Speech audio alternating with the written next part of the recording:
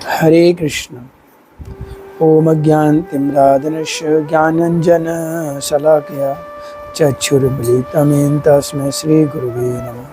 श्रीचैतन्यमनोभीष्टं स्थापितं येन भूतले स्वयं रूपं कदा मह्यं ददाति स्वपदान्तिकं।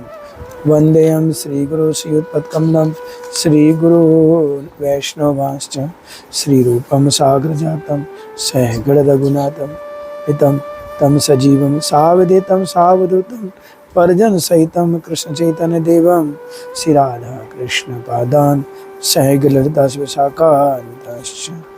हे कृष्ण करुणा सिंधु दीनबंधु जगतपते गोपेश गोपिका कांत राधा कांत नमस्ते। तत्वकांचन गौरांगी राधे वृंदावनेश्वरी वृषभानुसुते देवी प्रणमामि हरिप्रिये।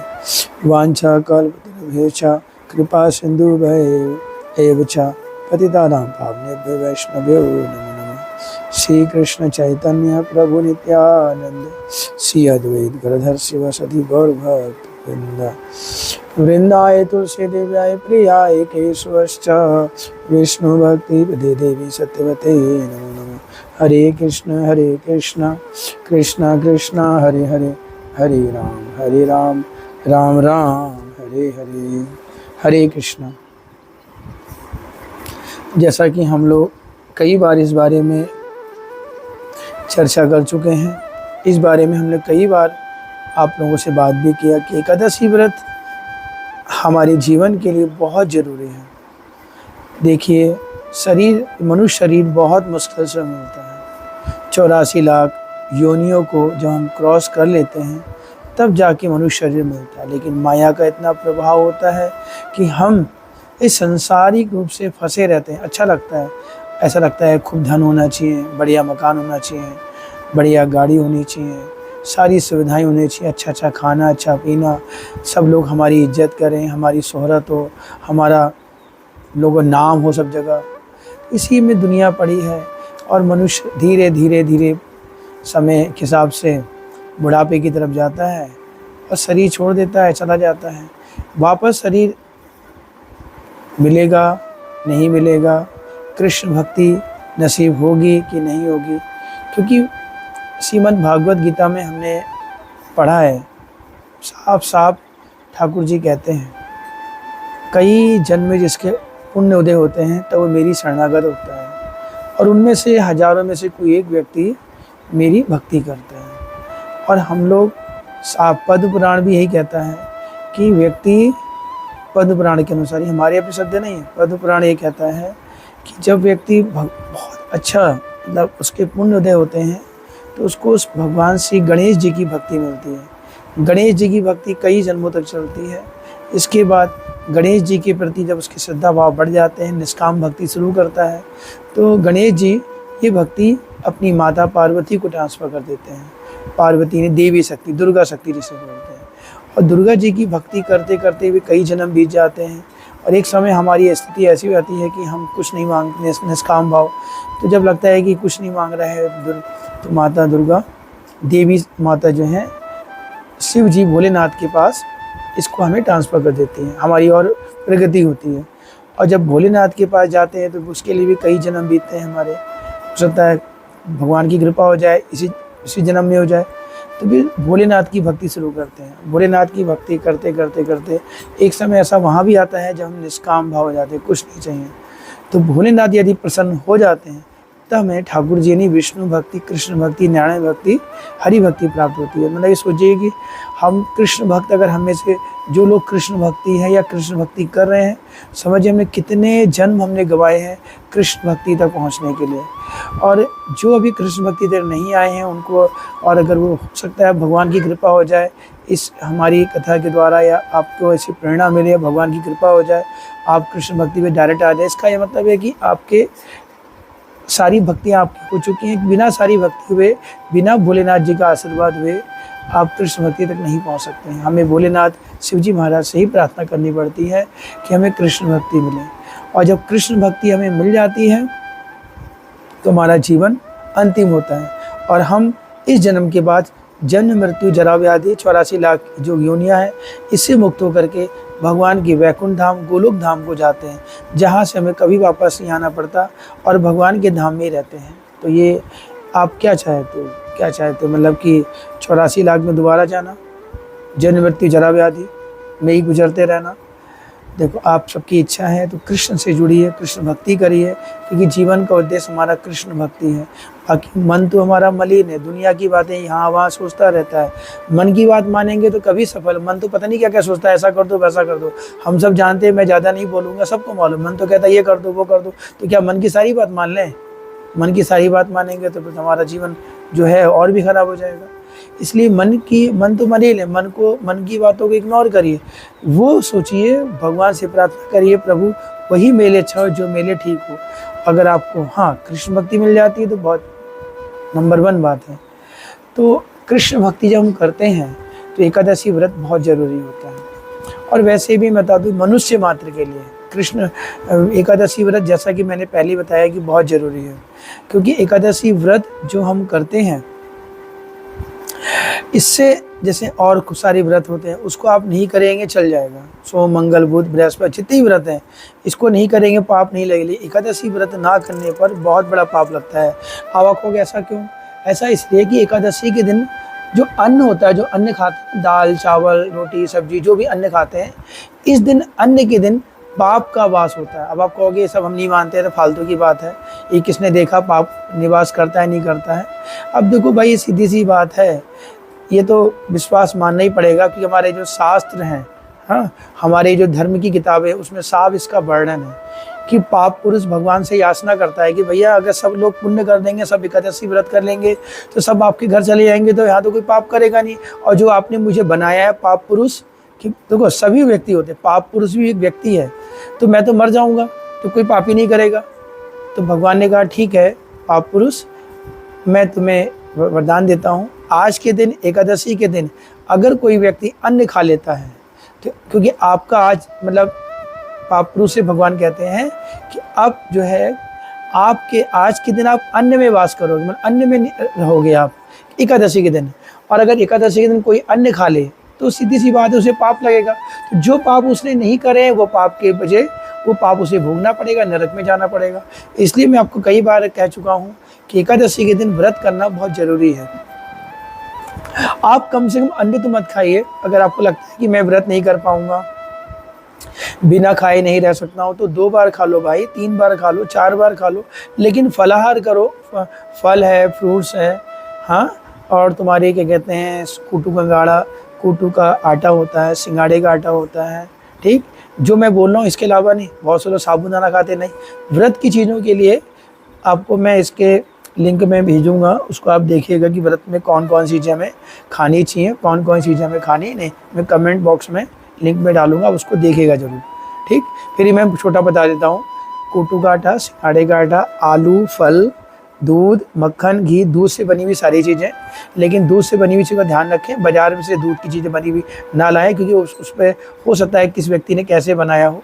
और याद रखें रिफाइंड ऑयल यूज़ नहीं करते, केवल मूंगफली का तेल और देसी घी, यही इसका यूज़ करते हैं व्रत के दिन। इसको आप खा सकते हैं, आपको लगता है कि मूंगफली के दाने खा सकते हैं, ड्राई फ्रूट खा सकते हैं, जो भी खाइए अच्छे से खाइए, व्रत करिए। अगर आप कर जो व्यक्ति मतलब नहीं रह पाता उसके लिए है, कम से कम उसके लिए व्रत का फल अगर कम नहीं मिला तो पाप तो नहीं लगा। तो हमें क्या करना है, एकादशी व्रत जरूर करना है, ठीक। आज ये जो एकादशी है, आज की योगिनी एकादशी है, आषाढ़ कृष्ण पक्ष में ये आती है।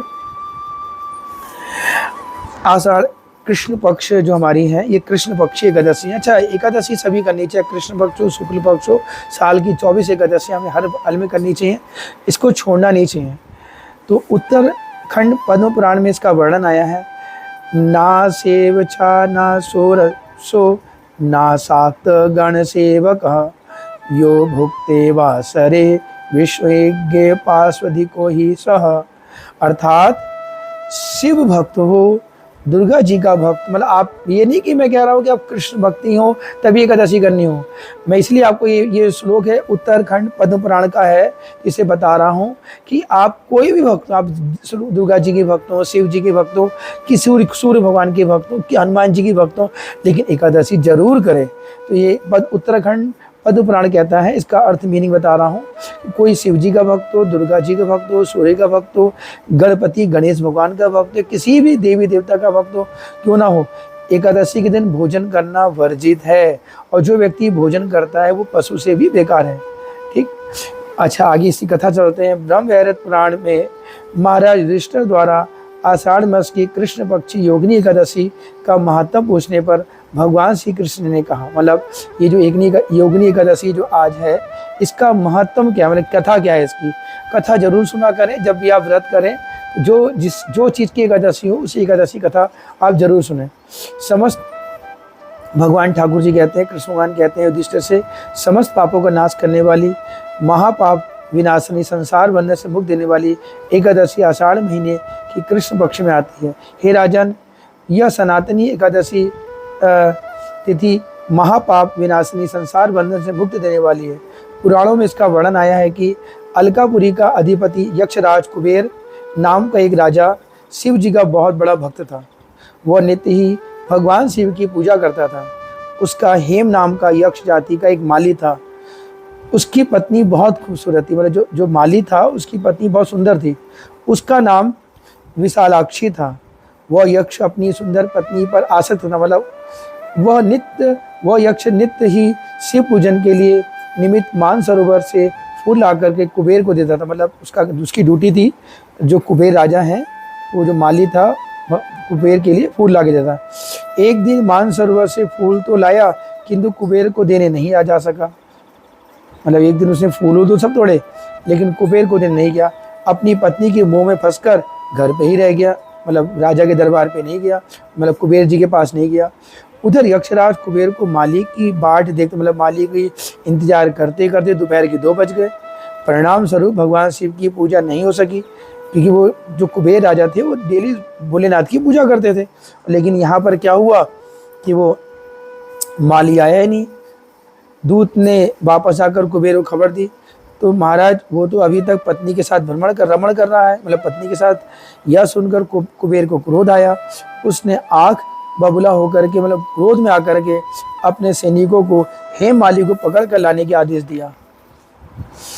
हेममाली अभी तक फूल ना पहुंचा जाने का बड़ा ही लज्जित हुआ और भयभीत होकर के प्रणाम करे कुबेर के पास आके खड़ा हो गया। और वो डर गया कि अब तो मुझे लग रहा सजा मिलेगी। उसे देखकर कुबेर ने क्रोध में भड़कर कांपते हुए लाल लाल आंखों से देखते हुए कहा, अरे पापिष्ट दुराचारी, तू मेरे परम आराध्य भगवान शिव जी की अवज्ञा करके विषय भोग में लगा रहा, पत्नी के साथ रमण करता रहा।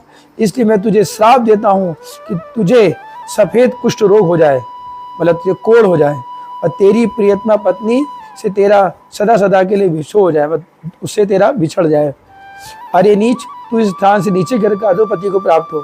कुबेर के अभिशाप से माली उस स्थान से भ्रष्ट होकर पृथ्वी के आके गिरा। मतलब ध्यान रखें, पृथ्वीलोक ही है, सारे जो कष्ट सहने के लिए पृथ्वीलोक में ही आते हैं। अब जो वो पृथ्वीलोक पे आके गिरा, और पृथ्वीलोक जब आकर ये गिरा तो उसे कुष्ठ रोग भी हो गया, और कुष्ठ रोग से मतलब कोढ़ हो गया, और पीड़ित होकर के बड़ा दुख होने लगा। दुखी होकर के समाज को छोड़कर जंगल में जाकर, वो समाज में सब उसे कोई तो दिखता ही था, वह भूख प्यास से छटपटाने लगा। और दिन रात उसे नींद, सर्दी, गर्मी, कष्ट भोगने लगी। इसके अलावा परंतु शिव जी की भक्ति करने का कारण उसकी स्मृति बनी रही कि मैंने कर्म करा है, जो मैंने गलत करा, मैं कुबेर जी को फूल नहीं दिया और पत्नी, उसे इस बात की स्मृति हुई कि मैंने, मतलब क्यों थी, क्योंकि वो भी शिव जी का भक्त था।